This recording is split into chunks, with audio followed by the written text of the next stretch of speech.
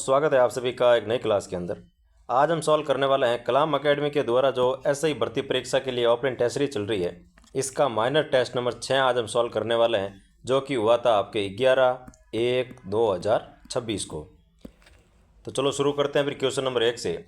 और अगर आप चैनल पर नए हो, चैनल को सब्सक्राइब करना है, क्लास को लाइक करना है और अपने दोस्तों के साथ शेयर करना है। और अगर आपको इस पेपर की पीडीएफ चाहिए तो इस क्लास के कमेंट बॉक्स के अंदर आपको टेलीग्राम ग्रुप का लिंक दे रखा है, उस पर क्लिक करके टेलीग्राम ग्रुप में ज्वाइन हो जाना है। वहाँ पर आपको सारी क्लासों की पीडीएफ मिल जाएगी भाई। तो चलो शुरू करते हैं फिर क्वेश्चन नंबर 1 से। पहला क्वेश्चन आपको दे रखा है, सूची 1 व सूची 2 को सही सुमेलित कीजिए। तो सबसे पहला आपको दे रखा है प्लेंट, तो इसका हो जाएगा आपके वाद पत्र। तो पहले का हो गया 1। फिर दे रखा आपको प्लेंटिफ, तो इसका हो जाएगा आपके वादी, यानी कि इसका रहेगा 2 नंबर। फिर दे रखा आपको प्लेटजी, तो इसका आ जाएगा आपके गिरदावरी, यानी कि 3 नंबर। फिर दे रखा आपको प्लेगडर, तो इसका प्लेगडर का हो जाएगा आपके गिरवी करता, गिरवीदार हो गया मतलब इसका। और 4 का हो जाएगा आपके गिरवी करता। तो 1 2 3 4, तो इसका हो जाएगा आपके आंसर नंबर 1 1 2 3 4। नेक्स्ट क्वेश्चन देखो, 2 नंबर आपको दे रखा है, निम्न में से प्लेबिसाइड का सही हिंदी पारिभाषिक रूप है। तो प्लेबिसाइड का जो सही हिंदी पारिभाषिक रूप रहेगा वो आ जाएगा इसमें आपके ऑप्शन नंबर 4 जन भागीदारी। तो इसका ऑप्शन नंबर 4 जो है ये इसका सही आंसर रहने वाला भाई। नेक्स्ट क्वेश्चन देखो, प्रमोशन का सही हिंदी पारिभाषिक रूप है, सॉरी नहीं है। तो इसका कौन सा पारिभाषिक रूप नहीं है वो आपको इसमें बताना है भाई। तो इसका आंसर आ जाएगा आपके कि परिवर्तन जो दे रखा है ये इसका प्रमोशन का अर्थ नहीं रहता है, क्योंकि परिवर्तन होता है आपके रिव्यूवल, यानी कि जो रिवीवन होता है रिवीवल, इसका मतलब होता है परिवर्तन। जबकि प्रमोशन का अर्थ हो सकता है संवर्धन हो सकता है, तरक्की हो सकता है, पदोन्नति हो सकता है, लेकिन परिवर्तन है वो इसका अर्थ नहीं रहेगा, ये आ जाएगा आपके इसका अर्थ। ठीक है ना। तो इसका आंसर रहेगा ऑप्शन नंबर 2। नेक्स्ट क्वेश्चन देखो भाई, 4 नंबर आपको दे रखा है, प्रोसेसिंग का सही हिंदी पारिभाषिक रूप नहीं है। तो प्रोसेसिंग का कौन सा सही हिंदी पारिभाषिक रूप नहीं है उसका आपको चयन करके बताना है। तो इसमें आ जाएगा आपके जो कार्यवाही दे रखा है कार्यवाही, ये प्रोसेसिंग का इसका हिंदी अर्थ नहीं रहता है, क्योंकि प्रोसेसिंग यानी कि प्रक्रमण हो सकता है, संसाधन हो सकता है, प्रसंस्करण हो सकता है, लेकिन कार्यवाही जो है इसका मतलब होता है आपके एक्शन, एक्शन यानी कि कार्यवाही, न कि प्रोसेसन। तो इसका आंसर नंबर 2 जो है ये इसका हिंदी पारिभाषिक अर्थ नहीं रहने वाला भाई। नेक्स्ट क्वेश्चन देखो, 5 नंबर आपको दे रखा है, निम्न में से प्रिंसिपल का सही हिंदी पारिभाषिक रूप नहीं है। तो निम्न में से प्रिंसिपल का कौन सा सही हिंदी पारिभाषिक रूप नहीं है उसका आपको चयन करना है। तो प्रिंसिपल का मतलब मूलधन होता है, इस प्रिंसिपल का मतलब प्रधान हो सकता है, इसका मतलब आपके प्राचार्य हो सकता है, लेकिन सिद्धांत जो है इसका जो प्रिंसिपल है उसकी मीनिंग अलग रहती है भाई। वो प्रिंसिपल रहेगा आपके PRINCIPLE होता है। ठीक है, ये तो होती है सिद्धांत, जो प्रिंसिपल है इसकी स्पेलिंग रहती है, और इस प्रिंसिपल का मतलब होता है मूलधन, प्रधान या प्राचार्य। तो इसमें कौन सा नहीं है, तो ऑप्शन नंबर 1 जो है ये इसका अर्थ नहीं रहेगा, क्योंकि इस सिद्धांत जो है इस प्रिंसिपल की स्पेलिंग आपकी ये रहने वाली है PRINCIPLE। तो इसका आंसर नंबर हो जाएगा आपके 1। नेक्स्ट क्वेश्चन देखो, निम्न में से प्रिसाइज का हिंदी पारिभाषिक रूप नहीं है। तो कौन सा इसका हिंदी पारिभाषिक रूप नहीं है उसका आपको चयन करना है। तो इसमें आ जाएगा आपके सारलेख, क्योंकि सारलेख जो है इसकी स्पेलिंग रहती है आपके PRECIS। ठीक है, ये इसका स्पेलिंग रहेगी जिसका अर्थ होगा आपके सारलेख, जबकि इस स्पेलिंग का अर्थ आ जाएगा ठीक ठाक, यथावत या फिर यथार्थ। तो इसका आ जाएगा ऑप्शन नंबर 3। नेक्स्ट क्वेश्चन देखो भाई, 7 नंबर आपको दे रखा है, सूची 1 व सूची 2 को सही सुमेलित कीजिए। सूची 1 में आपको कुछ स्पेलिंग दे रखी है, सूची 2 में उनके अर्थ दे रखे हैं, तो इनको सुमेलित करके आपको लिखना है भाई। सबसे पहले आपको दे रखा है प्रोविज़न, तो इसका हो जाएगा आपके उपबंध, यानी कि पहले में आ जाएगा 2 नंबर। फिर दे रखा आपको प्रोविजनल, तो इसमें आ जाएगा आपके रसद, यानी कि 4 नंबर। सॉरी, प्रोविजनल यानी कि होता है अस्थायी। ठीक है, तो इसका रहेगा आप 1 नंबर।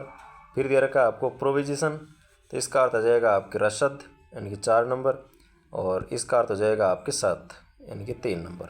तो 2 1 4 3, 2 1 4 3 ऑप्शन नंबर 2 जो है ये इसका आपके सही आंसर रहने वाला है भाई। नेक्स्ट क्वेश्चन देखो, 8 नंबर आपको दे रखा है, निम्न में से प्रिकॉशन का सही हिंदी पारिभाषिक रूप नहीं है। तो प्रिकॉशन का जो हिंदी पारिभाषिक रूप नहीं है उसका अर्थ रहेगा आपके इसमें मुख्तियारनामा। ये इसका अर्थ नहीं रहता भाई, क्योंकि मुख्तियारनामा मतलब होता है कि पावर ऑफ अटॉर्नी। जो पावर ऑफ अटॉर्नी है इसका अर्थ होता है कि मुख्तारनामा, ठीक है, न कि इसका मतलब नहीं होगा। तो इसका आंसर आ जाएगा आपके ऑप्शन नंबर 3।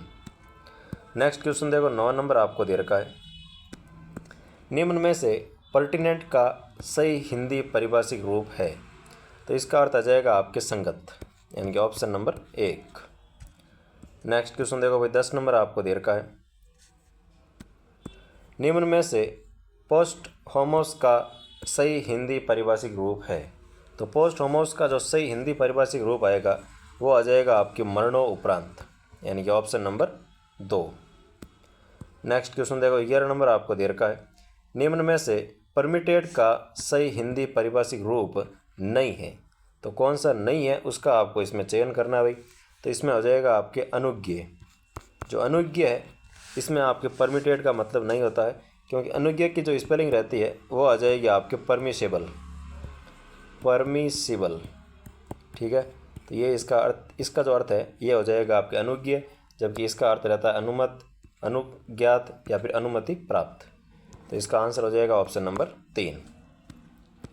नेक्स्ट क्वेश्चन देखो भाई, 12 नंबर आपको दे रखा है, निम्न में से कोटेशन का सही हिंदी पारिभाषिक रूप नहीं है। तो इसका जो हिंदी पारिभाषिक रूप नहीं है वो आ जाएगा आपके कोटा, क्योंकि कोटा जो है इसका अर्थ रहता है, इसकी स्पेलिंग रहती है आपके QUOTA, ठीक है ना। तो इसका अर्थ आपके ये नहीं रहने वाला है, ऑप्शन नंबर 4। नेक्स्ट क्वेश्चन देखो भाई, 13 नंबर आपको दे रखा है कि निम्न में से पर्क्यूलियर का हिंदी पारिभाषिक रूप नहीं है। तो इसका हिंदी पारिभाषिक रूप कौन सा नहीं है, तो इसमें आ जाएगा आपके एसिस्ट, क्योंकि एसिस्ट का मतलब होता है आपके रूड, यानी कि ये जो स्पेलिंग है ये इसका अर्थ रहता है, न कि आपके क्वेश्चन में दिया हुआ शब्द। तो इसका आंसर नंबर हो जाएगा आपके 4। नेक्स्ट क्वेश्चन देखो भाई, 14 नंबर आपको दे रखा है, सूची 1 व सूची 2 को सुमेलित कीजिए। सूची 1 में आपको दे रखी है स्पेलिंग और सूची 2 में उनके दे रखे हैं अर्थ, तो इनको सुमेलित करके आपको लिखना है भाई। तो सबसे पहले आपको दे रखा है क्वालिटेटिव, तो इसका मतलब हो जाएगा आपके मात्रात्मक। क्वालिटेटिव यानी कि आपके रहेगा मात्रात्मक, तो इसमें रह जाएगा आपके ऑप्शन नंबर 4। फिर दे रखा आपके क्वांटिटेटिव, तो इसमें आ जाएगा आपके गुणात्मक, यानी कि 1 नंबर। फिर दे रखा आपको क्योट, इसका हो जाएगा आपके उद्धृत करना, यानी कि 2 नंबर। इसका अर्थ हो जाएगा आपके क्यूट करना, यानी कि त्यागना भाई, तो 3 नंबर। तो 4 1 2 3, तो 4 1 2 3 ऑप्शन नंबर 3 जो है ये इसका आपके सही आंसर रहने वाला है। नेक्स्ट क्वेश्चन देखो, 15 नंबर आपको दे रखा है, निम्न में से क्योरम का सही हिंदी पारिभाषिक रूप है। तो इसका कोरम जो है इसका सही हिंदी पारिभाषिक रूप रहेगा आपके गणपूर्ति। तो पढ़ते हैं ना कि विधानसभा के अंदर कितना कोरम होना चाहिए और जो पंचायत समिति इसका कोरम कितना होना चाहिए, तो वही कोरम है इसके में रहता है आपके गणपूर्ति। तो ऑप्शन नंबर 4। नेक्स्ट क्वेश्चन देखो, 16 नंबर आपको दे रखा है, निम्न में से संगत पारिभाषिक युग्म का चयन कीजिए। तो संगत पारिभाषिक युग्म कौन सा है उसका आपको चयन करके बताना है भाई। तो इसमें आ जाएगा आपके पंक्चुअल जो है, पंक्चुअल यानी कि समयनिष्ठ, कहते हैं ना ये तो बहुत पंक्चुअल है, यानी कि आपके समय के समयनिष्ठ है, सही समय पे आता है सही समय पे जाता है, तो वो हो जाता है आपके पंक्चुअल यानी कि समयनिष्ठ। तो ऑप्शन नंबर 1 इसमें आपके सही सुमेलित है। जबकि जो दूसरी स्पेलिंग दे रखी है इसका मतलब होता है आपके दंडात्मक, ठीक है ना। पनिस्टिव यानी कि इसमें रह जाएगा आपके दंडात्मक, पनिशमेंट आता है उसी से बना हुआ है, ये इसमें हो जाएगा आपके दंडात्मक। फिर दे रखा आपको प्रोजेक्शन, तो इसका हो जाएगा आपके प्रक्षेपण। जो 30 दे रखा है ये रहेगा आपके तीसरे का अर्थ, और प्रोजेक्ट का हो जाएगा आपके परियोजना, यानी कि तीसरा हो जाएगा। तो इस सभी की आपको ध्यान रखना है और इसका सही आंसर रहेगा ऑप्शन नंबर 1। नेक्स्ट क्वेश्चन देखो भाई, 17 नंबर आपको दे रखा है, निम्न में से संगत पारिभाषिक युग्म का चयन कीजिए। तो संगत पारिभाषिक युग्म कौन सा है उसका आपको चयन करके बताना है। तो इसमें आ जाएगा आपके प्रेफरेंस, प्रेफरेंस यानी कि अधिमान। तो ये इसका आपके एकदम सही अर्थ रहने वाला है, ऑप्शन नंबर 1। और प्रीमेच्योर, तो प्रीमेच्योर का मतलब हो जाएगा आपके समय पूर्व, यानी कि दूसरे में आ जाएगा। आपने तीसरा आंसर दे रखा था, ये रहेगा दूसरे का मतलब। और प्रीमिलरी, तो प्रीमिलरी का मतलब हो जाएगा आपके प्रारंभिक। कहते हैं ना प्री एग्ज़ाम है, तो प्री मतलब ये प्रीमिलरी से ही बना है प्री, तो इसका हो जाएगा आपके प्रारंभिक, यानी कि तीसरे में हो जाएगा 2 नंबर। और 4 नंबर का इसका हो जाएगा आपके निर्धारित। इसका अर्थ क्या रहने वाला भाई, इसमें हो जाएगा आपके निर्धारित, यानी कि ऑप्शन नंबर इसका सही आंसर रहेगा आपके 1 नंबर, जो कि इसमें सही सम्मिलित दे रखा है। नेक्स्ट क्वेश्चन देखो, 18 नंबर आपको दे रखा है। निम्न में से संगत परिभाषिक युग्म का चयन कीजिए। संगत परिभाषिक युग्म कौन सा है उसका आपको चयन करके बताना है भाई। तो इसमें रहेगा आपके प्री ऑक्यूपेशन, यानी कि इसका रह जाएगा आपके पूर्व व्यस्तता, तो ये आपके बिल्कुल सही दे रखा है। बाकी प्री प्लांट, तो इसमें होता है कि पूर्व नियोजित, ठीक है, इसमें पूर्व प्रदत्त न होकर के इसका रहेगा आपके पूर्व नियोजित। और प्रीपेड, तो प्रीपेड का मतलब हो जाएगा आपके इसमें पूर्व प्रदत्त, यानी कि दूसरा है, इसका मतलब तीसरा होता है, और दूसरे का जो स्पेलिंग है इसका अर्थ रहेगा तीसरे का अर्थ। और प्रीपोन, तो प्रीपोन का मतलब हो जाएगा पूर्ववर्ती, पूर्ववित करना, ठीक है ना। तो प्रीपोन मतलब हो जाएगा आपके पूर्ववित करना, तो इसका सही आंसर आ जाएगा आपके ऑप्शन नंबर 1, प्री ऑक्यूपेशन, यानी कि आपके पूर्व व्यस्तता। नेक्स्ट क्वेश्चन देखो भाई, 19 नंबर आपको दे रखा है। निम्न में से संगत परिभाषिक युग्म का चयन कीजिए। तो संगत परिभाषिक युग्म कौन सा उसका आपको चयन करना है भाई। तो इसमें दे रखा है क्वो वारंटो। तो क्वो वारंटो यानी कि एक प्रकार की रिट रहती है जो कि आपके राष्ट्रपति और राज्यपाल के द्वारा इसका उपयोग किया जाता है। तो क्वो वारंटो मतलब होता है अधिकार परीक्षा, यानी कोई अधिकारी है उसके अधिकार के बारे में पूछना कि आप अपने अधिकार क्षेत्र से बाहर जाके कार्य कर रहे हो, तो उस पर राष्ट्रपति या राज्यपाल है वो क्वो वारंटो है वो रिट लगा सकता है भाई। तो इसका संगत परिभाषिक अर्थ रहेगा ऑप्शन नंबर 1। बाकी पुट ऑफ, तो इसका आ जाएगा आपके प्रस्तुत करना, इसका अर्थ हो जाएगा आपके प्रस्तुत करना। और क्वेश्चन का मतलब हो जाएगा आपके प्रश्न, और क्वेश्चनेबल का मतलब हो जाएगा प्रश्न योग्य, प्रश्न योग्य। तो ये सारे आपको ध्यान रखना है, तो इसका सही आंसर रहेगा ऑप्शन नंबर 1। नेक्स्ट क्वेश्चन देखो, 20 नंबर आपको दे रखा है। निम्न में से असंगत परिभाषिक युग्म का चयन कीजिए। कौन सा परिभाषिक युग्म असंगत है उसका आपको चयन करके बताना है भाई। तो इसमें आपको पोस्ट नेचुरल यानी कि जन्मोत्तर, पॉजिटिव यानी कि निश्चित, और पोर्टफोलियो यानी कि सहविभाग, और पुलिंग यानी कि लोग लुभावना। जबकि पुलिंग का मतलब लोग लुभावना नहीं होता है भाई, तो ये इसका आपके आंसर रहेगा असंगत, क्योंकि पुलिंग का मतलब होता है एक तो पुलन करना, पुलन, या फिर इसको कह सकते हैं कि संयोजन हो सकता है, या फिर इसको कह सकते हैं एकत्रीकरण।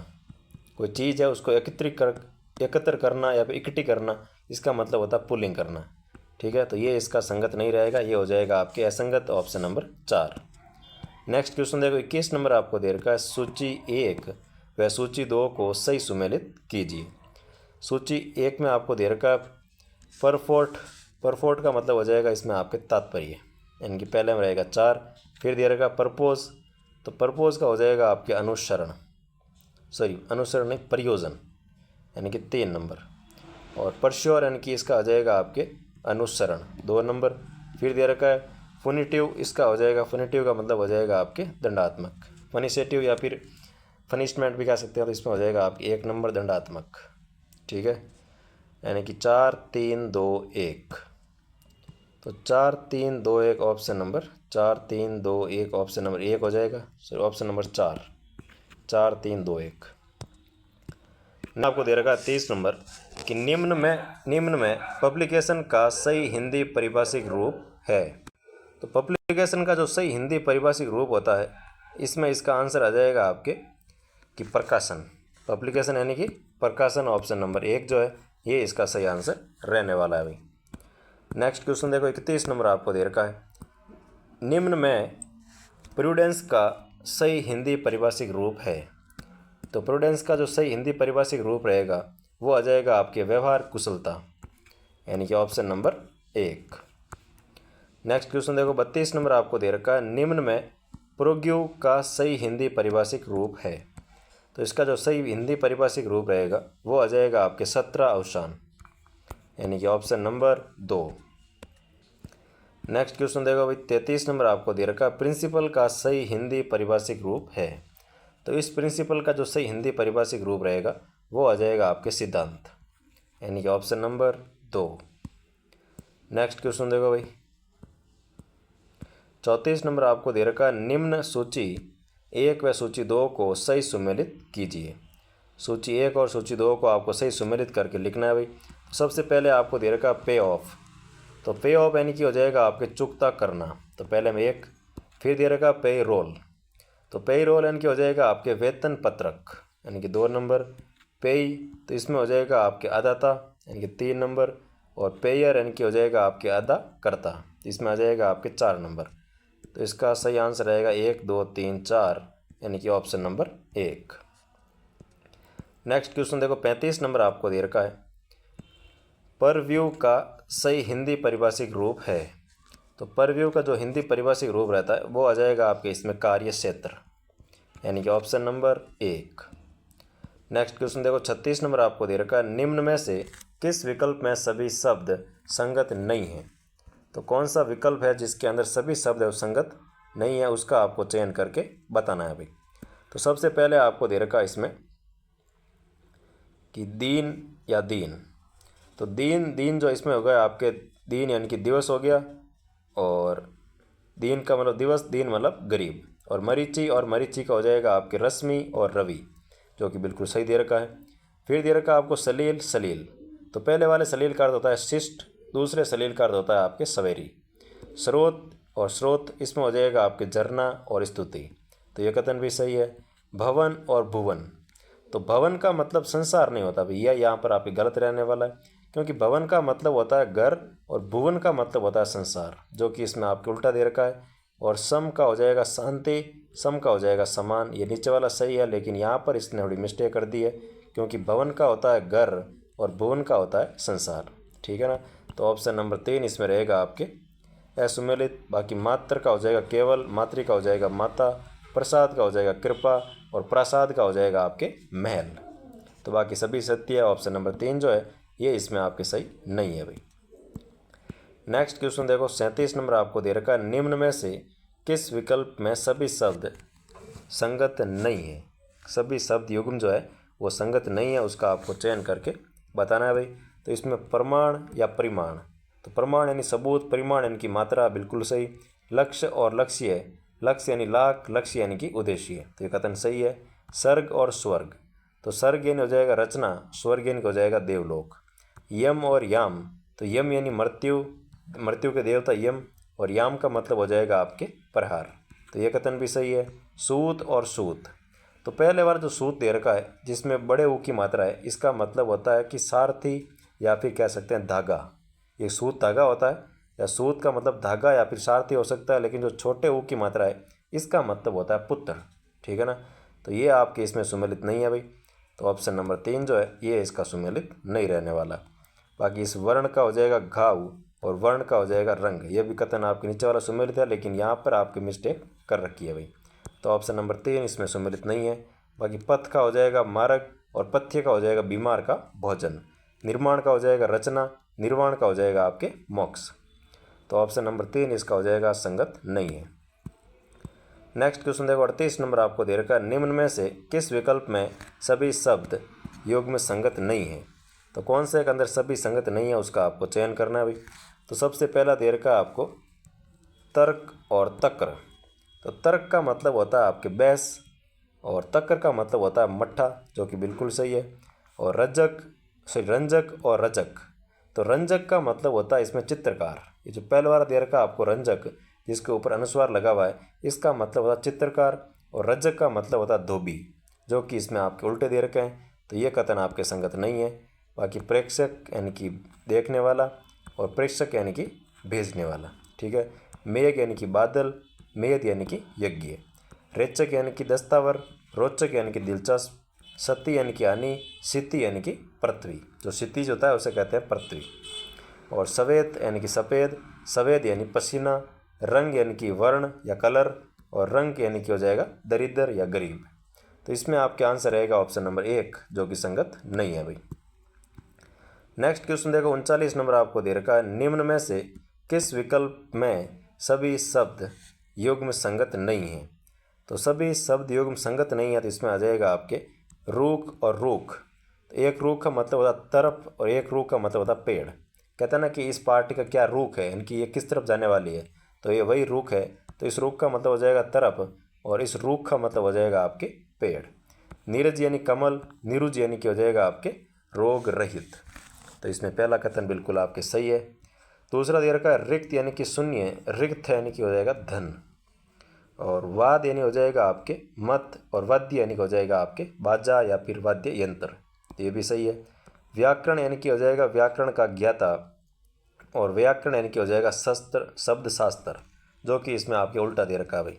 क्योंकि व्याकरण जो है इसका मतलब होता है शब्द शास्त्र, और व्याकरण मतलब होता है आपके व्याकरण को जानने वाला या फिर कह सकते हैं व्याकरण का ज्ञाता।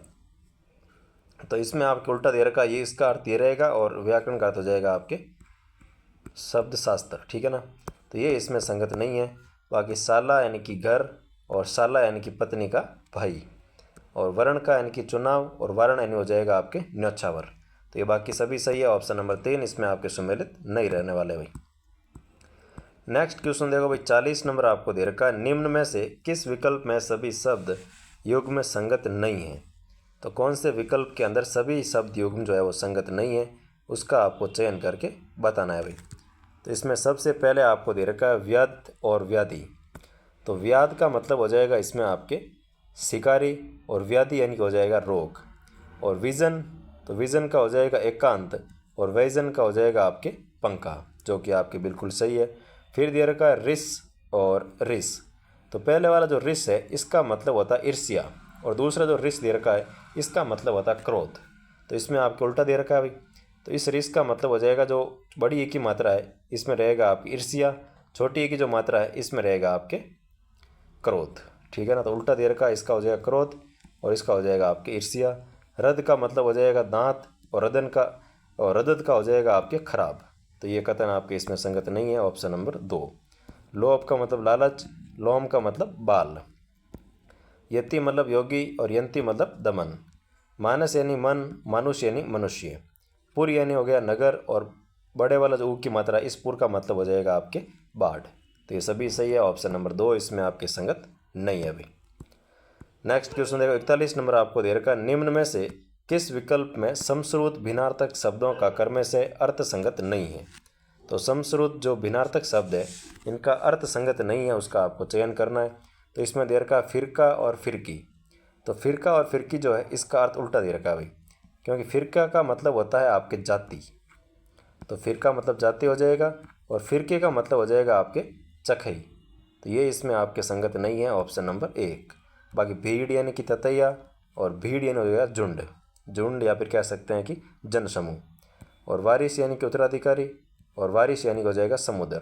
परिणय यानी कि प्रेम, परिणय यानी कि विवाह। तो बाकी सभी सुमेलित है। ऑप्शन नंबर 1 इसमें आपके संगत नहीं है भाई। नेक्स्ट क्वेश्चन देखो 42 नंबर आपको दे रखा है, निम्न में से किस विकल्प में समश्रुत भिन्नार्थक शब्दों का कर्म से अर्थ संगत नहीं है।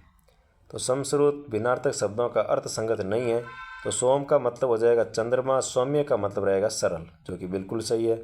हाल का मतलब हो जाएगा आपके दशा। होता है ना भाई, हाल चाल क्या आपके, हाल चाल यानी कि आपकी दशा कैसी है। तो हाल का मतलब हो जाएगा आपके दशा, और हल्ला का मतलब हो जाएगा आपके शराब। तो ये इसमें आपके उल्टा दे रखा है भाई, हल्ला का मतलब शराब और हाल का मतलब हो जाएगा दशा। तो ऑप्शन नंबर 2 इसमें आपके संगत नहीं है। और हुत्ती, हुत्ती यानी कि हो जाएगा हवन, और हुत्ती जो बड़ा ऊ वाली मात्रा है इसमें हो जाएगा आपके बुलावा। तो ये भी आपके कथन सही है। सिर यानी कि हो जाएगा मस्तक, और सिर यानी कि हो जाएगा आपके हल। तो इसका आंसर रहेगा आपके ऑप्शन नंबर 2। नेक्स्ट क्वेश्चन देखो भाई 43 नंबर आपको दे रखा है, इनमें से किस विकल्प में समश्रुत भिन्नार्थक शब्दों का कर्म से अर्थ संगत नहीं है। तो इसमें सबसे पहला दे रखा है हृदय और हृदय। तो हद का हो जाएगा आपके हद का हो जाएगा तालाब जब, और हृदय का हो जाएगा आपके हृदय। तो ये इसमें आपको संगत नहीं है पूछा है। तो इस पहले का अर्थ रहेगा आपके इसमें जो हौद दे रखा दूसरा नंबर, इसका अर्थ है तालाब। ये इसमें आपके गलत दे रखा है भाई, क्योंकि दूसरा जो हौद दे रखा है इसका हो जाएगा तालाब और पहले का हो जाएगा आपके हृदय। तो इसमें ऑप्शन नंबर 1 है वो संगत नहीं है। बाकी सबल और सबल, पहले वाले सबल का अर्थ रहेगा आपके शक्तिशाली, बल सहित या सबल मतलब बल सहित, और इस बल सबल का हो जाएगा आपके रंग बिरंगा। संग यानी कि साथ, संग यानी कि समूह, सुमन यानी कि पुष्प, सुवन यानी कि पुत्र। तो इसका आंसर नंबर 1 जो है ये आपके इसमें असंगत रहने वाला है भाई। नेक्स्ट क्वेश्चन देखो, 44 नंबर आपको दे रखा है, निम्न में से किस विकल्प में समश्रुत भिन्नार्थक शब्दों का कर्म से अर्थ संगत नहीं है। तो इसमें सबसे पहले आपको दे रखा है शारदा और शारदा। तो पहले वाली जो शारदा है इसका अर्थ होगा आपकी सरस्वती माता, दूसरे वाले शारदा का अर्थ रहेगा आपके शारदाई, शारदाई, ठीक है। तो इसमें उल्टा दे रखा है भाई, तो इस शारदा का मतलब हो जाएगा सरस्वती माता और शारदा का मतलब हो जाएगा शारदाई। तो ऑप्शन नंबर 1 ही इसमें संगत नहीं है। बाकी सास और सास, तो पहले वाले सास का मतलब रहेगा स्तुति, दूसरे वाले सास का मतलब हो जाएगा पत्नी की माँ। शांति मतलब स्थिरता, श्रांति मतलब थकावट। शील यानी कि मर्यादा, शील यानी कि हो जाएगा मोहर। तो इसमें ऑप्शन नंबर 1 जो है ये इसमें आपके संगत नहीं है। नेक्स्ट क्वेश्चन देखो, 45 नंबर आपको दे रखा है,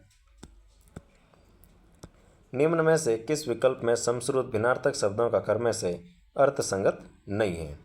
तो अर्थ संगत नहीं है तो इसमें रहेगा सलभ और सुलभ। तो सलभ का मतलब रहेगा पतंगा और सुलभ हो जाएगा आपका आसानी से प्राप्त होने वाला। तो ये कथन बिल्कुल सही है। सची और सूची, तो सची का मतलब हो जाएगा इंद्र की पत्नी और सूची का मतलब हो जाएगा आपके सुई। तो ये भी कथन सही है। सर्वे और सर्वे, तो सर्वे जो पहले वाला दे रखा था इसका मतलब होता है आपके शिव, ठीक है ना। पहले वाले सर्वे का मतलब शिव होगा, दूसरे सर्वे का मतलब हो जाएगा सब, यानी कहते हैं सर्वव्यापी यानी कि सभी जगह पर व्यापी है। तो इसमें दूसरे का अर्थ रहेगा सब, पहले का अर्थ हो जाएगा आपके शिव। तो ये कथन आपके इसमें संगत नहीं है।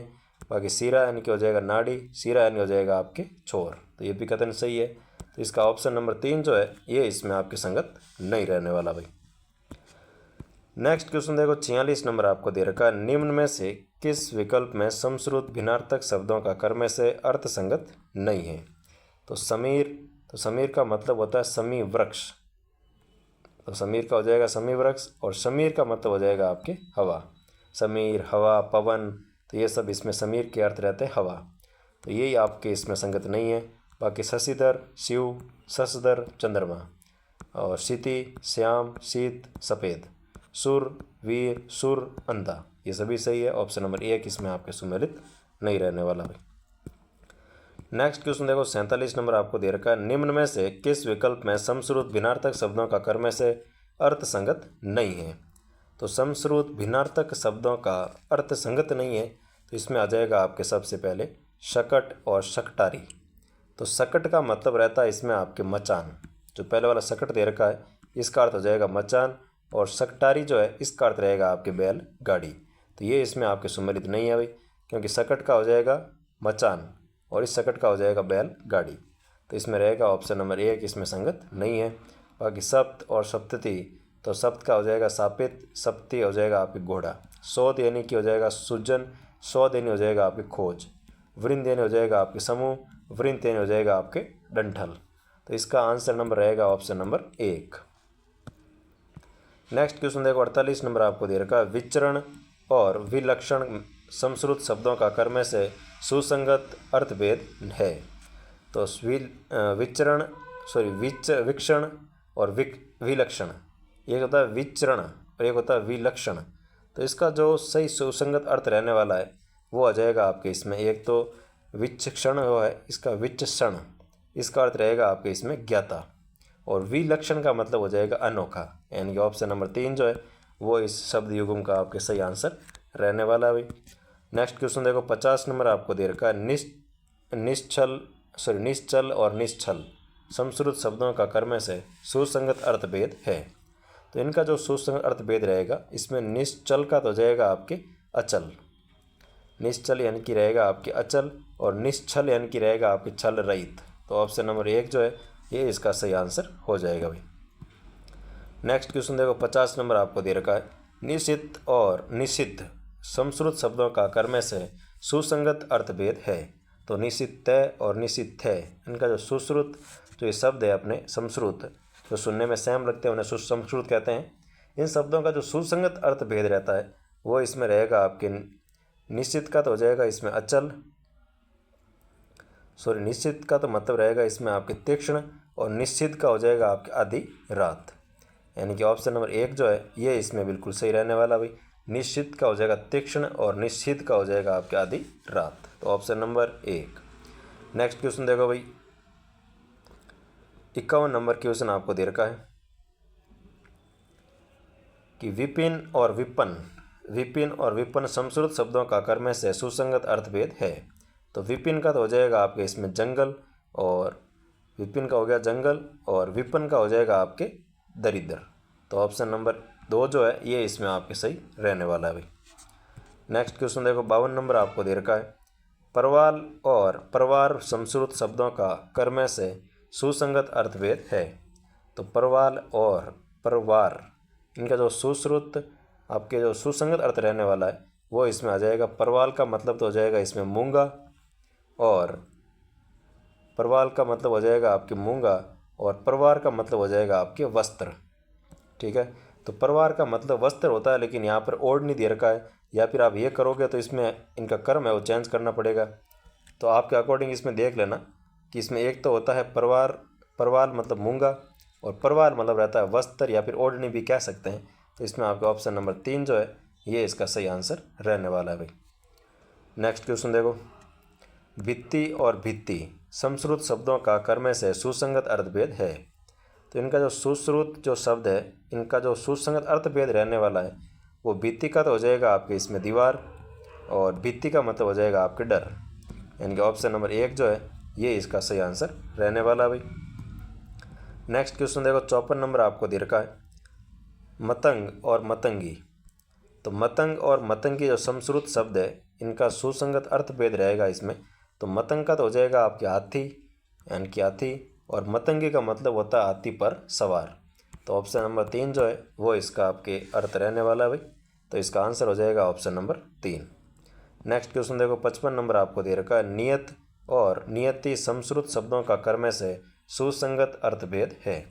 तो नियत का हो जाएगा आपके निश्चित, तो नियत का हो गया निश्चित, और नियति का हो गया आपके भाग्य। कहते हैं ना भाई, नियति में जो लिखा हुआ है वही होता है, यानी कि भाग्य में जो लिखा हुआ है वही होता है। तो नियति का हो जाएगा भाग्य, और नियत का हो जाएगा आपके निश्चित। तो ऑप्शन नंबर रहेगा इसमें 4।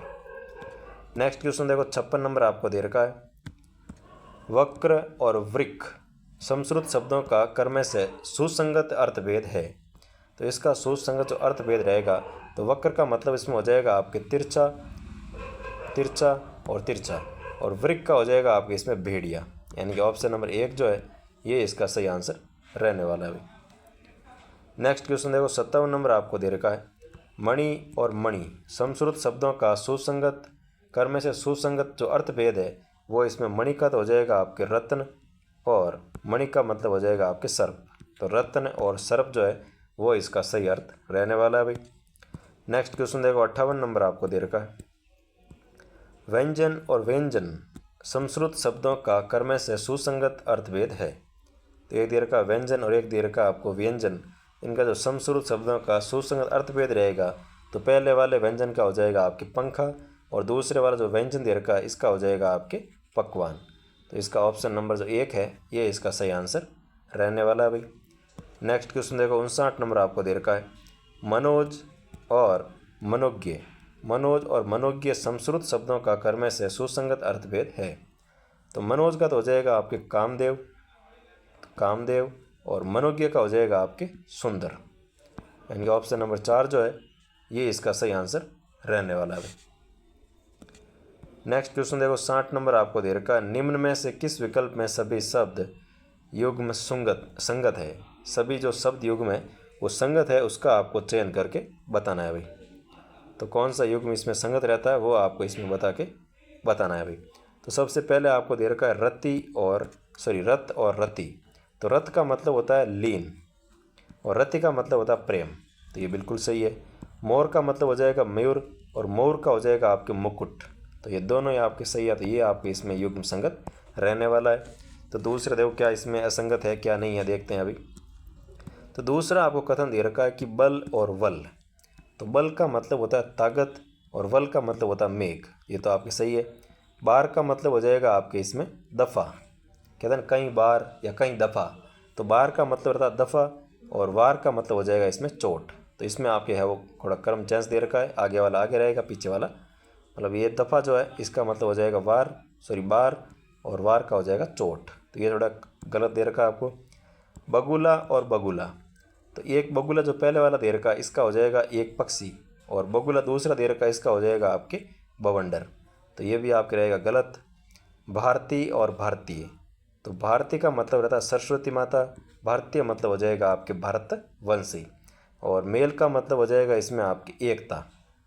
ये इसमें आप गलत दे रखा है, मेल का मतलब हो जाएगा एकता, और मैल का मतलब हो जाएगा गंदगी।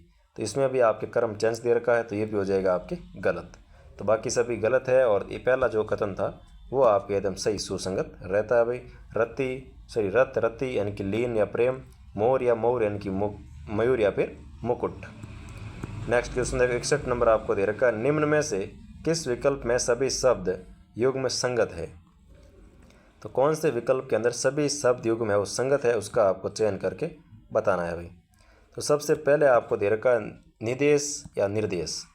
तो निदेश का मतलब होता है आज्ञा, निर्देश का मतलब होता है निरूपण, तो ये सही है। निर्जर का हो जाएगा देवता, निर्जर का हो जाएगा झरना, तो ये भी कथन सत्य है भाई। तो इसका भाई पहला जो ऑप्शन है ये आपके इसमें युग्म संगत रहने वाला है।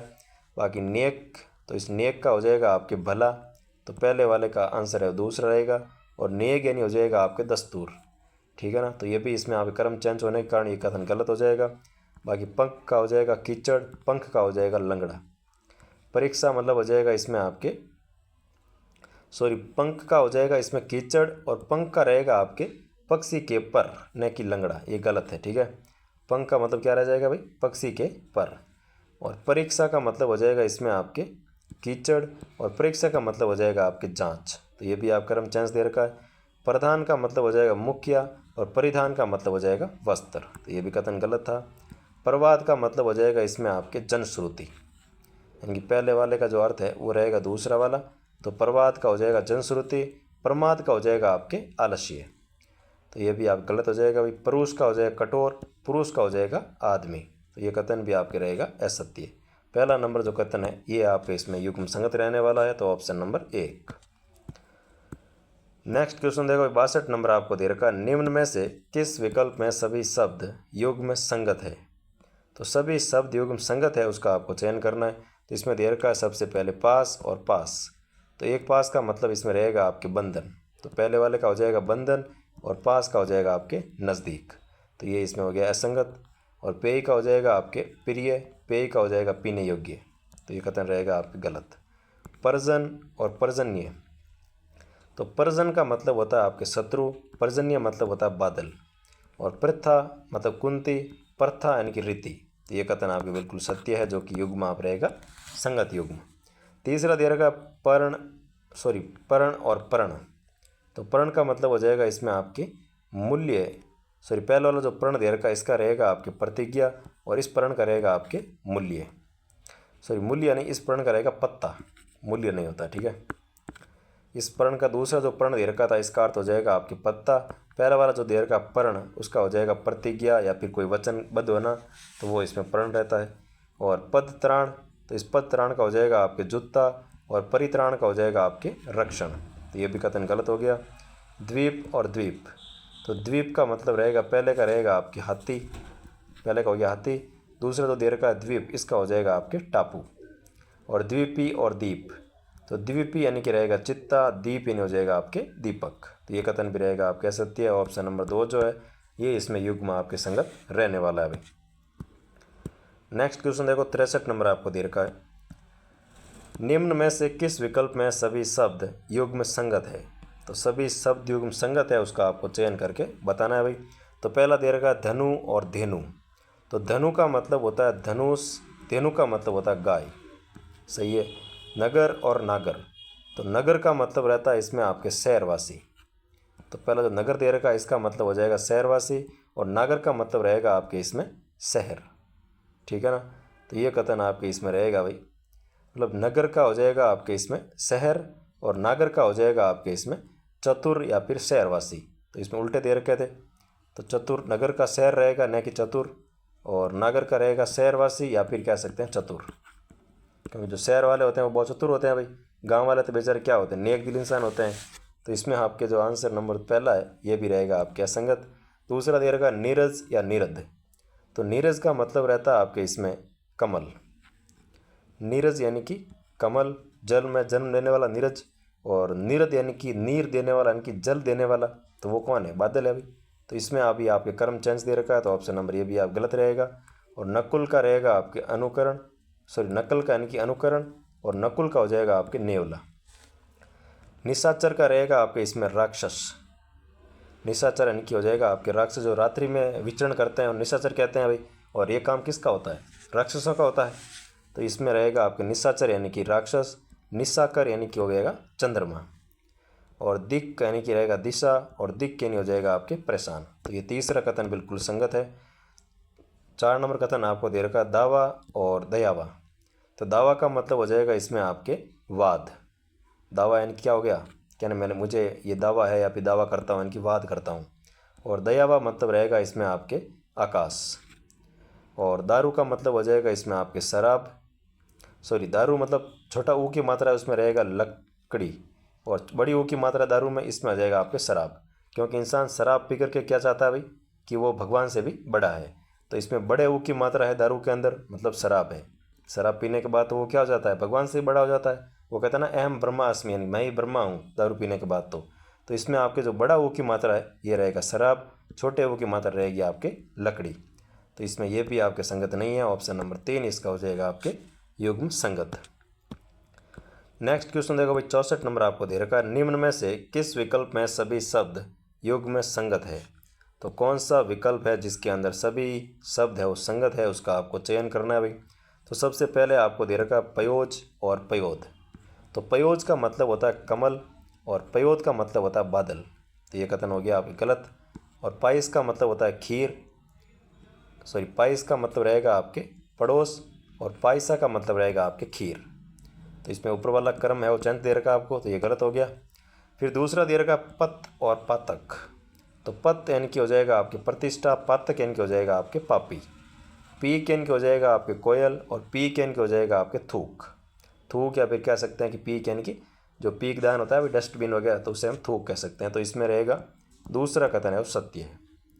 मध्य यानी हो जाएगा अहंकार, और मेद यानी हो जाएगा आपकी चर्बी, और ब्याज यानी हो जाएगा इसमें आपके बहाना।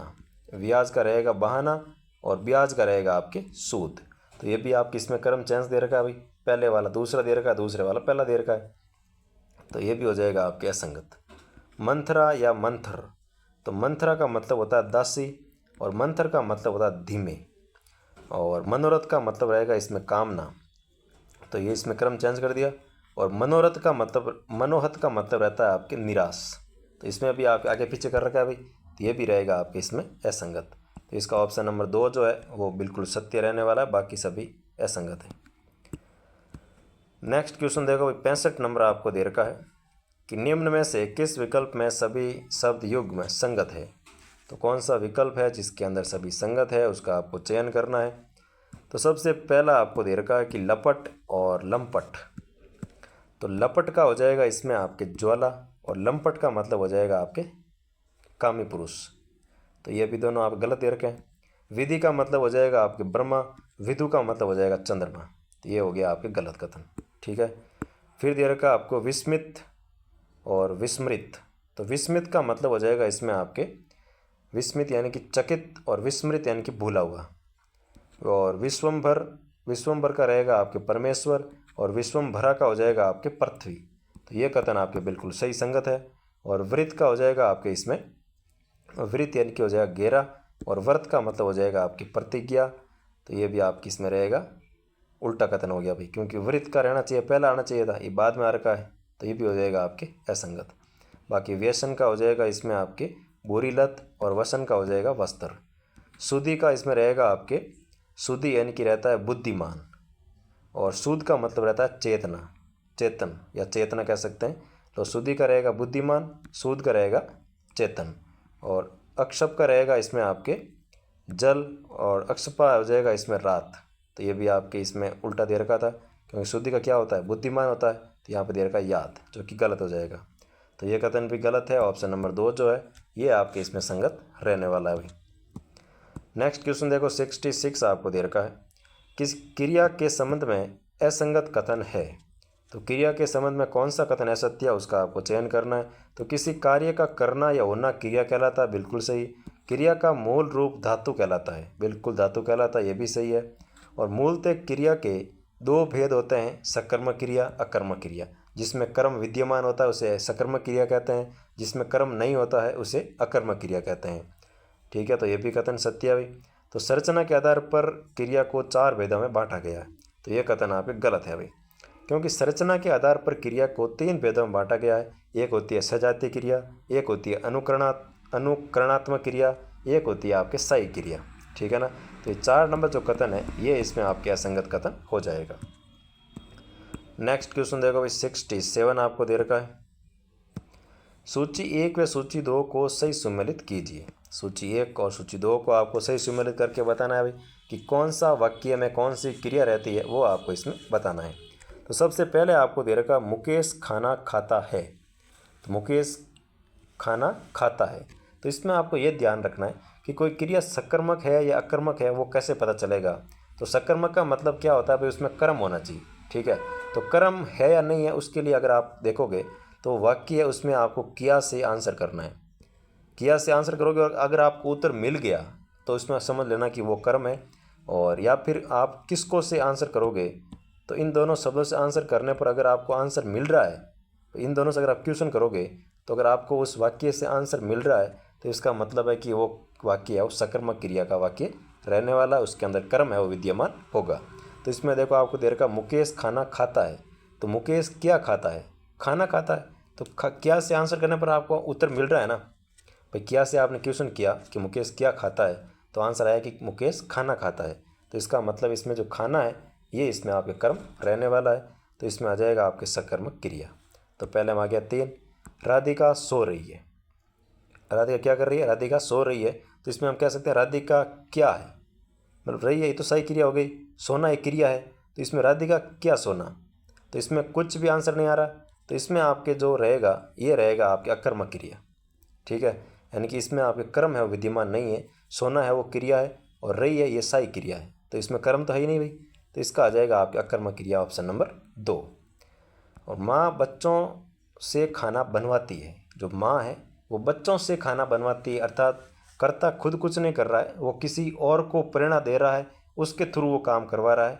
तो इसका मतलब रहेगा इसमें आपके प्रेरणार्थक क्रिया। तो इसमें आ जाएगा 1 नंबर। और वह उठ बैठा, वह उठ बैठा यानी कि ये रहेगा आपके इसमें संयुक्त क्रिया।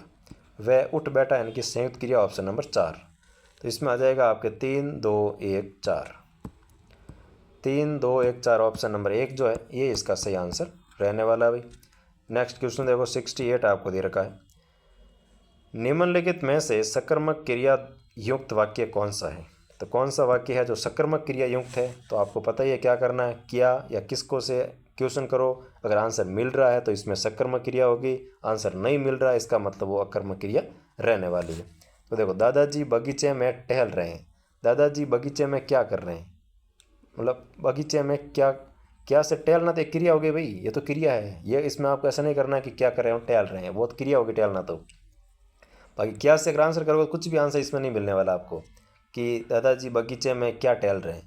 तो क्या टहल रहे हैं मतलब क्या, ये तो हो गया आपके अकर्मक क्रिया, कुछ भी आंसर नहीं आया इसका। तो ये रहेगा आपके अकर्मक क्रिया। फिर दिया रखा सांप जमीन पर रेंग रहा है। तो सांप जमीन पर क्या रेंग रहा है, तो क्या रेंग रहा है, तो इसमें भी आपके कोई आंसर आया नहीं भाई, तो ये भी हो गया आपके अकर्मक क्रिया। फिर दिया रखा शिक्षक विद्यार्थी से पुस्तक पढ़वाते हैं।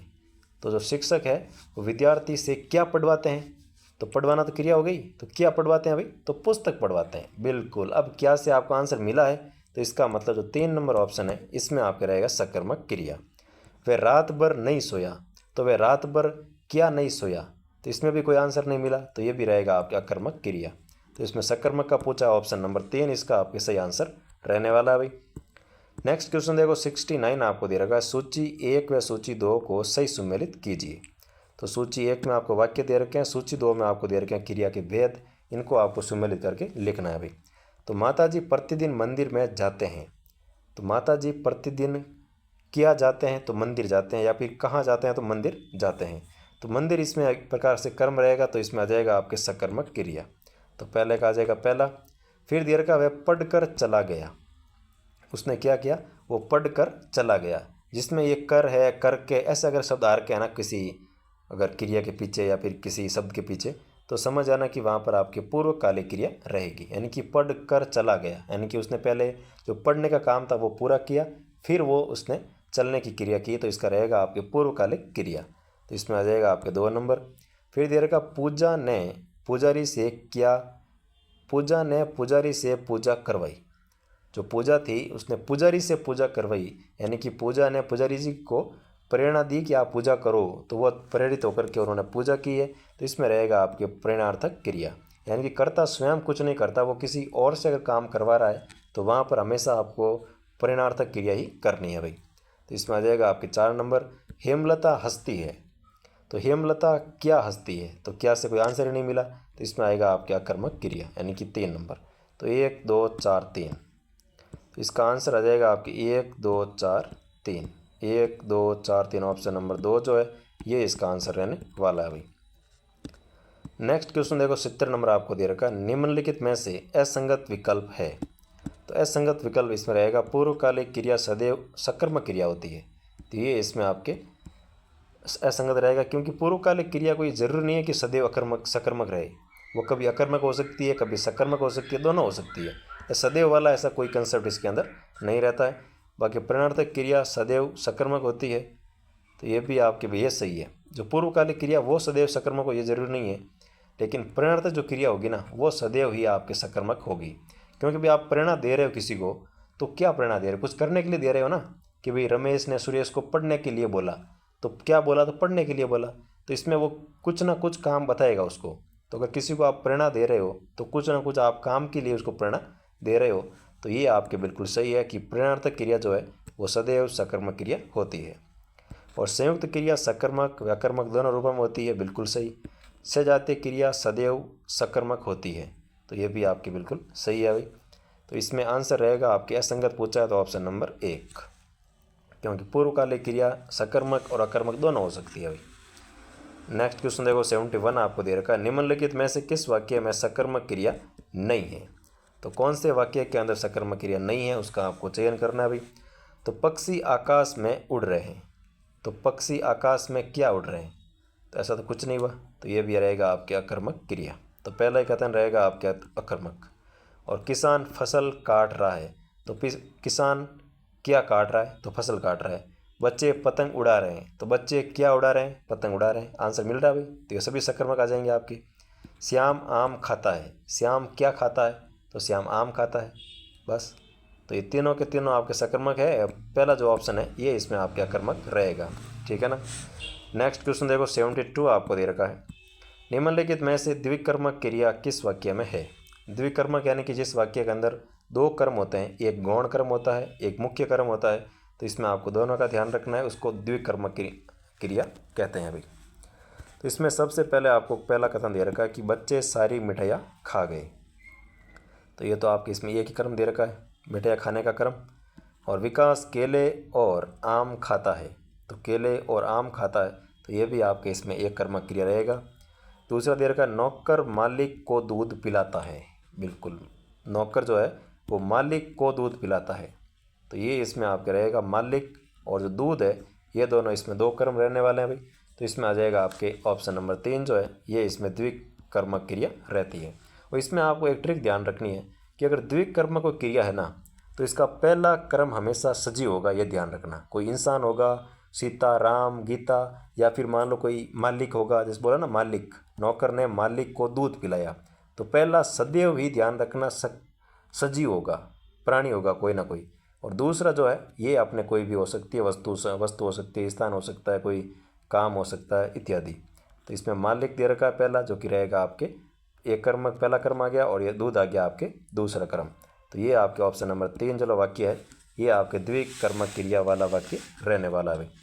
बाकी राम श्याम और मुकेश खेल रहे हैं, तो ये इसमें कुछ ऐसा नहीं है, इसमें तो खेलने का कर्म किया जा रहा है, तो एक ही कर्म रहेगा आपके। तो ऑप्शन नंबर इसमें रहेगा 3 नंबर। नेक्स्ट क्वेश्चन देखो भाई 73 आपको दे रखा है, निम्नलिखित में से कौन सा विकल्प गलत है। तो कौन सा विकल्प गलत है उसका आपको चयन करना है। तो वह क्रिकेट खेल कर सो गया, तो क्रिकेट खेल कर सो गया, ये देखो इसमें आ रहा कर, मैंने कहा ना कर या करके आए तो समझ जाना कि पूर्वकालिक क्रिया होगी, तो ये आपके इसमें रहेगी पूर्वकालिक क्रिया। वह चतुर निकला, वह क्या निकला, वह चतुर निकला, तो इसमें अगर आप करोगे कि वह चतुर क्या निकला, तो इसमें क्या से तो ये आंसर आ ही नहीं रहा भाई। चतुर तो एक उसकी विशेषण हो गया ना भाई, चतुर है वो, तो उसकी कर्म कैसे हुआ, तो ये इसमें आपके सकर्मक नहीं रहेगी। तो ऑप्शन नंबर 2 जो है ये इसमें रहेगा आपकी गलत विकल्प। मोर नाचता है, तो ये भी अकर्मक क्रिया है। मोर ने पत्थर लिखा, तो मोर ने क्या लिखा, पत्थर लिखा, तो ये आपके एक कर्मक पूर्ण सकर्मक, एक कर्मक पूर्ण सकर्मक, यानी कि एक कर्मक है लेकिन वो क्रिया पूर्ण हो चुकी है, यानी कि पत्थर लिखा, बस लिख दिया उसने पत्थर, वो कार्य पूर्ण हो चुका था, तो इसमें रहेगा एक कर्मक पूर्ण सकर्मक। तो इसका ऑप्शन नंबर 2 जो है ये इसमें विकल्प गलत रहने वाला भी। नेक्स्ट क्वेश्चन देखो 74 आपको दे रखा है, निम्नलिखित शब्दों पर ध्यान दीजिए। तो निम्नलिखित शब्दों पर ध्यान दीजिए, इनमें से अकर्मक क्रियाएं है। तो अकर्मक क्रिया कौन सी है उसका आपको चयन करके बताना है भाई। तो अकर्मक यानी कि आपका रहेगा एक तो तैरना और एक उछलना। अगर लिखना क्रिया आ रही, इसका मतलब आप कुछ ना कुछ लिख रहे हो, जैसे पत्थर लिखना हो गया, या फिर कोई प्रार्थना पत्र लिखना हो गया, या फिर कोई भी निबंध लिखना हो गया, तो कुछ ना कुछ आगे लिखा हुआ होगा कि आप पत्थर लिख रहे हैं, पुस्तक लिख रहे हैं, या फिर नो कोई भी लिख रहे हैं, मतलब तो इसमें कर्म आपको दिया हुआ होगा, तो ये इसमें अकर्मक नहीं आ सकती। तोड़ना, तो मतलब आप कुछ ना कुछ तोड़ रहे हो तब लिख रहा है कि तोड़ रहे हो। जैसे आपने बोला कि रमेश घर को तोड़ रहा है, तो क्या तोड़ रहा है, घर तोड़ रहा है, तो तोड़ना क्रिया आएगी तब समझ जाना साथ में कर्म तो प्रयुक्त होगा।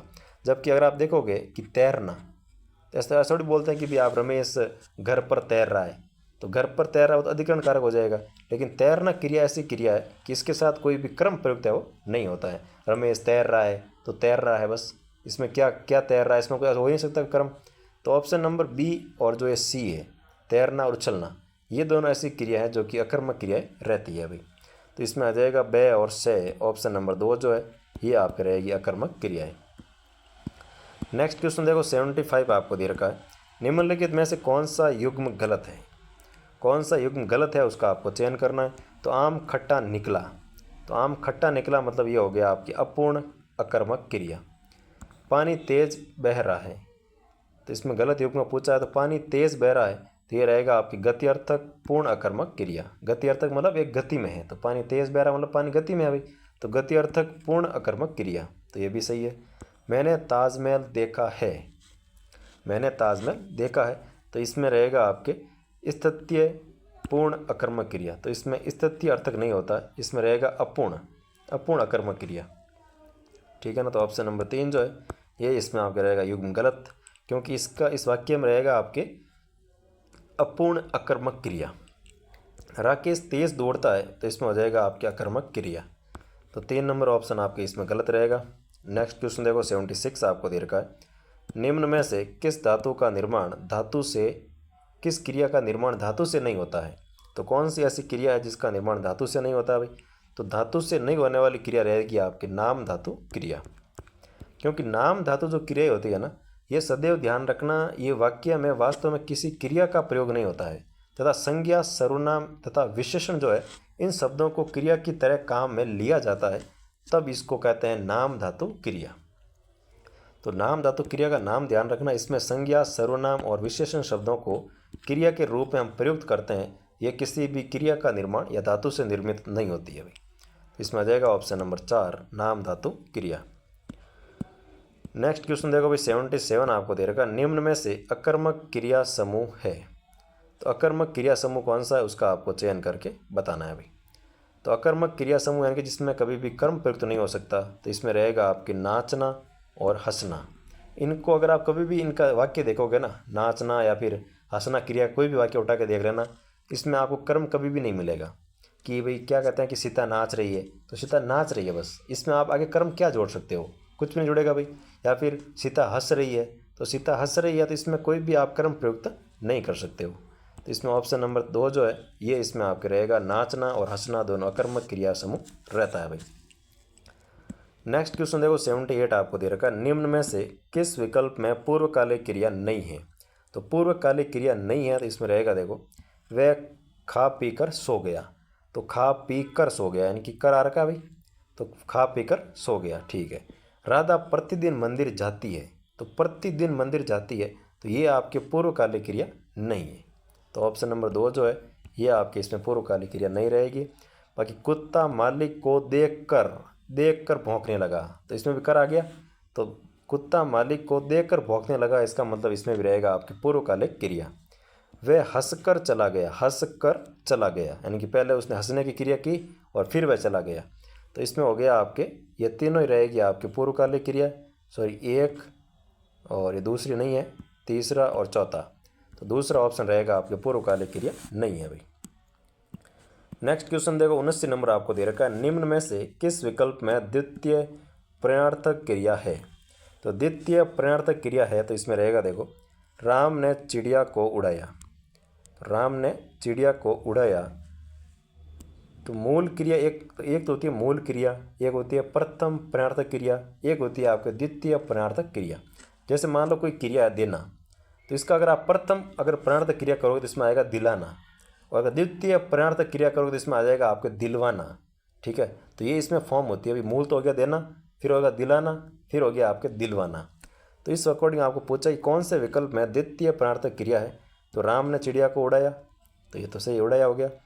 माँ ने बच्चों को दूध पिलाया, तो पिलाया ये भी आपके रहेगा इसमें प्रथम प्रणार्थक क्रिया। मोहन ने दुकानदार को खाना खिलाया, तो खाना खिलाया तो ये भी रहेगा आपके इसमें रहेगा प्रथम प्रणार्थक क्रिया, क्योंकि इसमें खिलाया मतलब खाना जो है और खिलाया, तो इसमें ये जो आपके रहती है क्रिया, तो इसमें रहेगा एक तो हो गया अभी जैसे खाना, तो खाना इसकी मूल क्रिया हो गई, और जो खिलाना है वो रहेगा इसका प्रथम प्रणार्थक क्रिया, और खिलवाना है वो रहेगा आपके द्वितीय प्रणार्थक क्रिया। तो इसमें ऐसा खिलवाना, उड़वाना, पिलवाना ऐसा कुछ नहीं कहा। फिर आपको दे रखा, अध्यापक ने छात्रों को पाठ पढ़वाया। तो देखो इसमें पढ़ना जो क्रिया है, इसकी जो मेन क्रिया तो है पढ़, जो पठ धातु है मूल रूप से रहती है पठ। इसका जो प्रथम प्रणार्थक होगा वो हो जाएगा आपके पढ़ाना, और द्वितीय जो प्रणार्थक रहेगी वो हो जाएगी आपके पढ़वाना। तो ये आपके ऑप्शन नंबर 4 जो है ये इस विकल्प में बिल्कुल सही आंसर रहने वाला है। नेक्स्ट क्वेश्चन देखो भाई 80 नंबर आपको दे रखा है, द्विकर्मक क्रिया के साथ प्रयुक्त प्रथम कर्म होता है।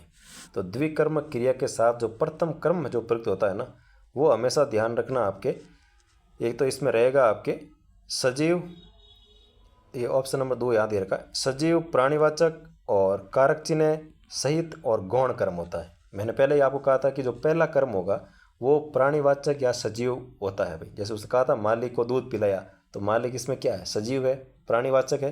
तो पहला कर्म जो हमेशा ध्यान रखना सजीव होता है, प्राणीवाचक होता है, और उसके साथ कारक चिन्ह भी प्रयुक्त होते हैं, और इस कर्म को गौण कर्म कहा जाता है, ठीक है ना। तो इसका आंसर रहेगा ऑप्शन नंबर 2। नेक्स्ट क्वेश्चन देखो भाई 81 नंबर आपको दे रखा है, निम्नलिखित में से किस वाक्य में द्विकर्मक क्रिया है। तो कौन से वाक्य के अंदर द्विकर्मक क्रिया था, 2 कर्म प्रयुक्त हुए हैं। तो इसमें आ जाएगा आपके, प्राचार्य ने विद्यार्थियों को पुरस्कार दिए। तो विद्यार्थियों को पुरस्कार दिए, तो विद्यार्थी इसमें क्या है, सजीव है, प्राणीवाचक है, और इसमें को विभक्ति प्रयुक्त हुई है, तो को चिन्ह भी साथ में प्रयुक्त हो गया। तो ये हो गया आपके गौण कर्म, और पुरस्कार जो है ये रहता है इसका मुख्य कर्म। इसमें आ जाएगा ऑप्शन नंबर 4, जिसके अंदर आपके 2 कर्म प्रयुक्त हुए हैं भाई।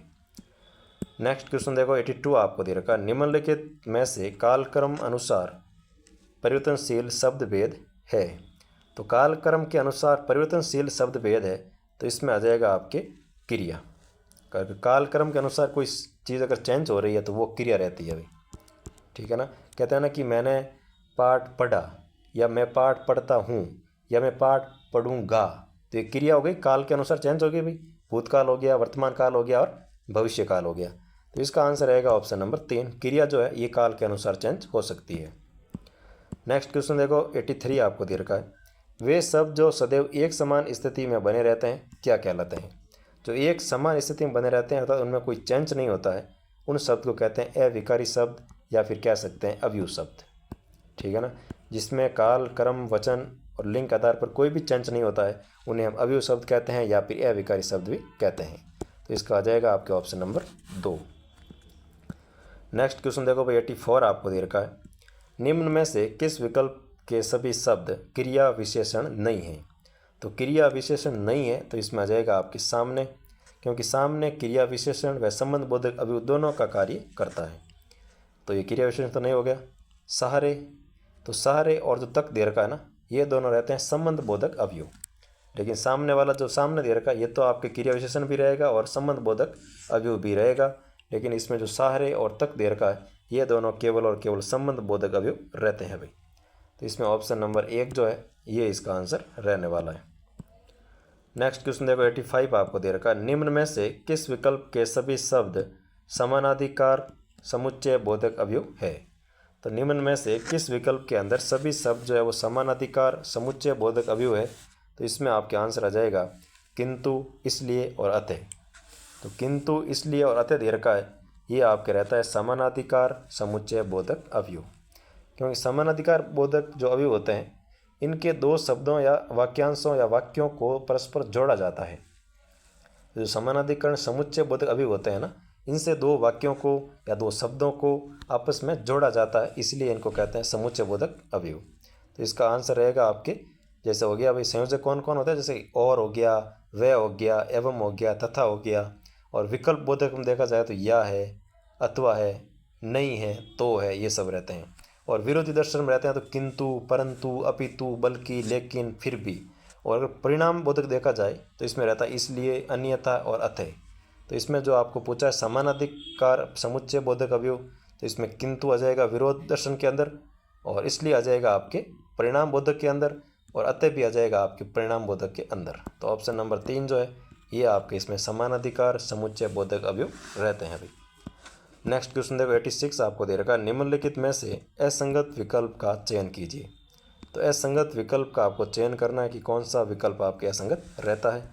तो पहला दे रखा है लगातार चीखता है, तो कालवाचक क्रिया विशेषण। तो लगातार चीख रहा है इसका मतलब है वो कालवाचक क्रिया विशेषण के अकॉर्डिंग रह सकता है। राम भीतर बैठा है, तो स्थानवाचक क्रिया विशेषण हो गया भाई। और राधा तेज दौड़ती है, तो ये हो गया रीतिवाचक क्रिया विशेषण हो गया। वह थोड़ा खाता है, तो ये कालवाचक नहीं होगा, थोड़ा खाता था अर्थात तो रहेगा इसमें परिणाम, कि भाई वो थोड़ी मात्रा में खाता है, इसका मतलब रहेगा इसमें परिमाणवाचक जो क्रिया विशेषण है वो आपके इसमें आ जाएगा ऑप्शन नंबर 4 के अंदर। तो ये विकल्प आपके असंगत हो जाएगा, इसमें काल दे रखा है जबकि इसका आ जाएगा आपके परिमाणवाचक, ऑप्शन नंबर 4।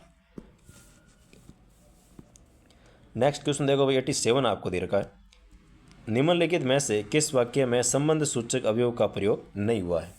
तो संबंध सूचक अवयव का प्रयोग नहीं हुआ है तो इसमें आ जाएगा आपके कि यह काम आज ही करना चाहिए। तो इसमें किसी भी प्रकार का संबंध सूचक अवयव का प्रयोग नहीं हुआ है भाई, तो इसमें हो जाएगा ऑप्शन नंबर 3, क्योंकि ये बोला कि यह काम आज ही होना चाहिए। तो आज का मतलब है कि समय का बोध करवा रहा है, अर्थात कालवाचक क्रिया विशेषण हो गया है। तो ऑप्शन नंबर 3 जो है ये आपके कालवाचक क्रिया विशेषण रहता है भाई, ऑप्शन नंबर 3।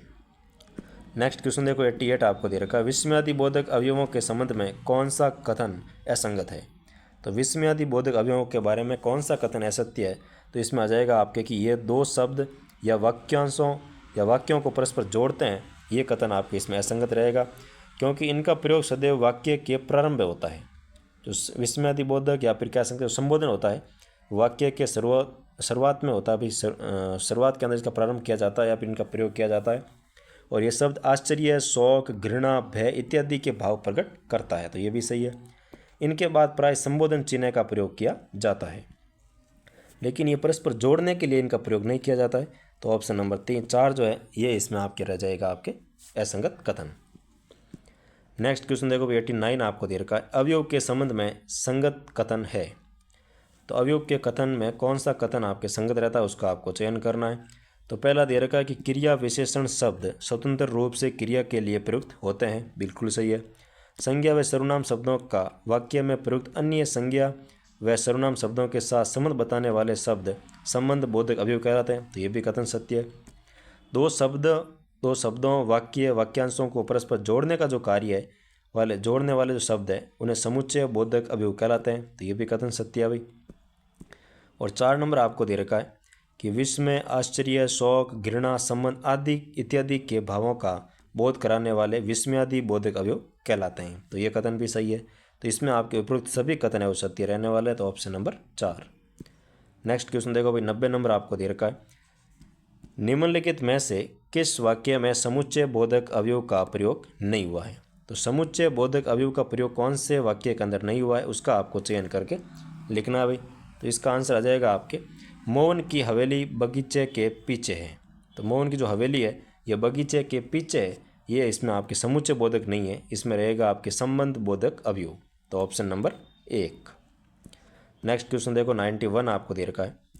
निम्नलिखित में से क्रिया विशेषण रहित वाक्य है। तो क्रिया विशेषण रहित वाक्य है तो इसमें आ जाएगा आपके कि वह कक्षा का सबसे ईमानदार विद्यार्थी है। इसमें कोई भी क्रिया का विशेषण नहीं है, तो ये हो जाएगा आपके सबसे ईमानदार विद्यार्थी है। तो इसमें क्रिया विशेषण है नहीं है, मतलब कोई भी विशेषण इसमें है ही नहीं भाई।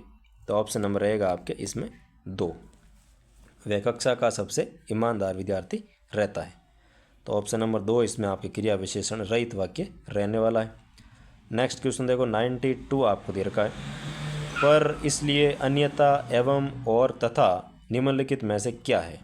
तो पर हो गया, इसलिए हो गया, अन्यथा हो गया, एवं और तथा जो ये शब्द दे रखे हैं ये निम्नलिखित में से क्या है?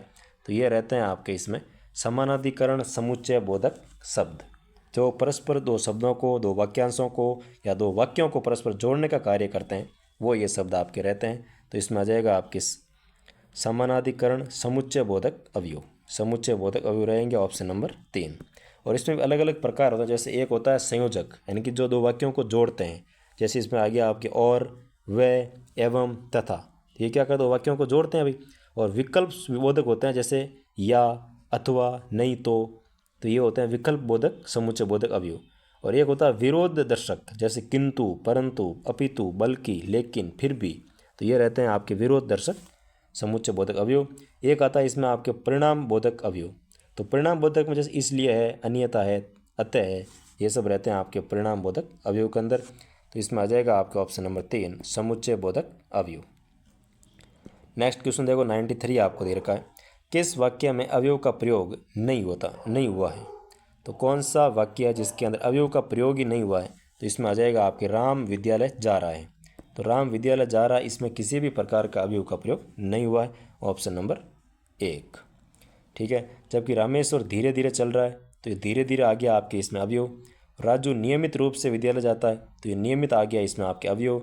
न श्याम आते न राधा जाती, तो न जो दे रखा आपको, न आती न जाती, तो ये आपके न वाला जो है ये भी इसमें अवयव रहने वाला है।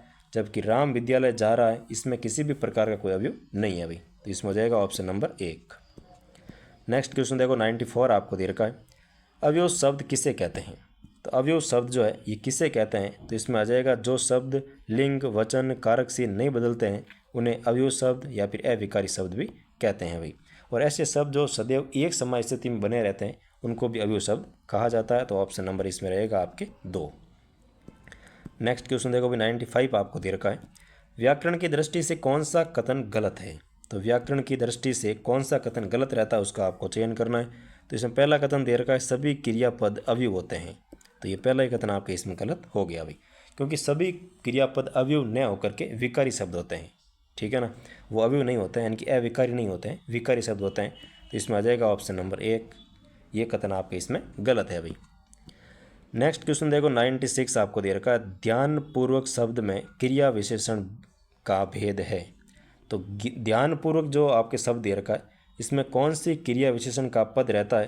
तो इसमें आ जाएगा आपके रीतिवाचक क्रिया विशेषण, यानी कि ऑप्शन नंबर 4 जो है ये इसमें बिल्कुल सही हो जाएगा कि रीतिवाचक क्रिया विशेषण जो है ये क्रिया विशेषण शब्द संज्ञा में काफ़ी अधिक होते हैं और ये पुनः 7 प्रकार के होते हैं। जो रीतिवाचक होते हैं ना क्रिया विशेषण, ये आगे स्वयं ही 7 प्रकार के होते हैं, जिसमें होता है एक होता है प्रकार बोधक, एक होता है निश्चय बोधक, एक होता है अनिश्चय बोधक, एक होता है स्वीकार बोधक, एक होता है कारण बोधक, एक होता है निषेध बोधक, एक होता है आपके अवधारणा बोधक।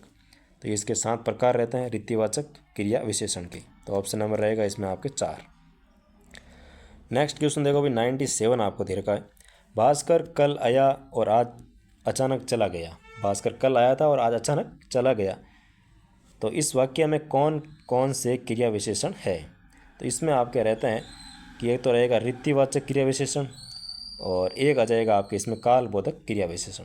क्योंकि इसमें देखो जैसे आपको दे रखा कल आया और आज चला गया। तो कल और आज जो है ये दोनों समय का बोध करवा रहे हैं, अर्थात काल का बोध करवा रहे हैं। तो ये दोनों रहेंगे आपके कालवाचक क्रिया विशेषण, यानी कि काल बोध क्रिया विशेषण। फिर दे रखा आपको इसमें कि अचानक चला गया, यानी कि भाई कैसे चला गया, उसका जाने का तरीका क्या था, तो अचानक ही चला गया। तो ये रहेगा आपके रीतिवाचक क्रिया विशेषण या रीति बोधक क्रिया विशेषण भी कह सकते हैं।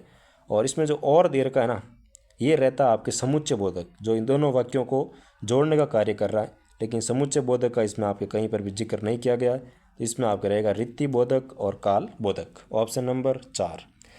और अगर आपको ये सॉल्यूशन अगर पसंद आ रहा है ना, तो प्लीज़ चैनल को सब्सक्राइब कर लीजिएगा, क्लास को लाइक कर लीजिएगा और अपने दोस्तों के साथ शेयर भी करना है भाई। नेक्स्ट क्वेश्चन देखो, 98 आपको दे रखा है। पानी में थोड़ी बर्फ़ डालकर उसे धीरे धीरे हिलाओ ताकि वह जल्दी ठंडा हो जाए। इस वाक्य में समुच्चय बोधक अवयव शब्द है। तो इसमें समुच्चय बोधक जो अवयव शब्द है ये इसमें आ जाएगा आपके ताकि। पानी में थोड़ा बर्फ़ डालकर उसे धीरे धीरे हिलाओ ताकि वह जल्दी ठंडा हो जाए। इन दोनों वाक्यों को जोड़ने का कार्य कौन कर रहा है भाई, ताकि शब्द कर रहा है। तो ये ताकि आपके रहेगा समुच्चय बोधक अवयव। और जो थोड़ा थोड़ा दे रखा है थोड़ी, ये रहेगा आपकी इसमें परिमाणवाचक विशेषण। और धीरे धीरे दे रखा है, ये रहेगा आपके रीतिवाचक क्रिया विशेषण। और तो दे रखा आपको जल्दी, इसमें आ जाएगा आपकी कालवाचक क्रिया विशेषण। और ताकि में आ जाएगा आपके समुच्चय बोधक अवयव। तो इसका रहेगा ऑप्शन नंबर 3 ताकि। नेक्स्ट क्वेश्चन देखो, 99 आपको दे रखा है। निम्न में से क्रिया विशेषण नहीं है। तो कौन सा क्रिया विशेषण नहीं है उसका आपको चयन करके बताना है।